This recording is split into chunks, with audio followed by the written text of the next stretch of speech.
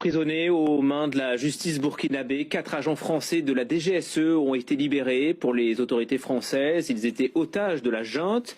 Une médiation avec le Maroc a permis l'épilogue de cette embarrassante affaire. Bonjour Serge Daniel. Vous avez des précisions sur le dénouement de cette histoire ? Alors, ce qu'il faut savoir, c'est que dans notre premier temps, c'est le Togo qui s'est intéressé à l'affaire, mais très rapidement, le Maroc a tenu les cordes des négociations jusqu'au dénouement.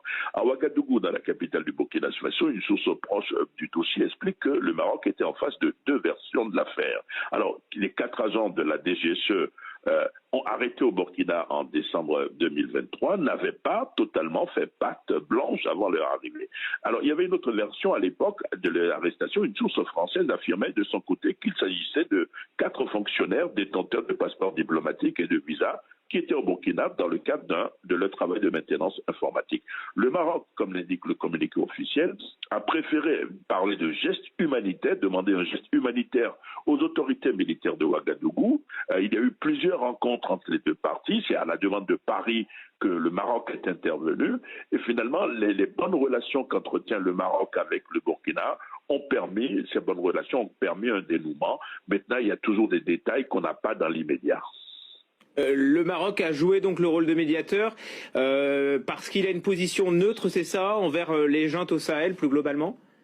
Il y a ça c'est quelque chose qui compte d'après nos interlocuteurs, parce que vous savez, le Maroc a par exemple récemment reçu sur son territoire les responsables des 3 juntes pour renforcer la coopération entre ces pays. Et il ne faut pas oublier d'autre part que des pays comme le Mali ne s'entendent plus tellement bien avec l'Algérie, qui est l'adversaire déclaré du Maroc. Et ça, donc la géopolitique a probablement joué dans le dénouement de cette affaire. Et c'est une histoire, Serge, qui nous rappelle aussi la crise profonde qui traverse la France et le Burkina Faso.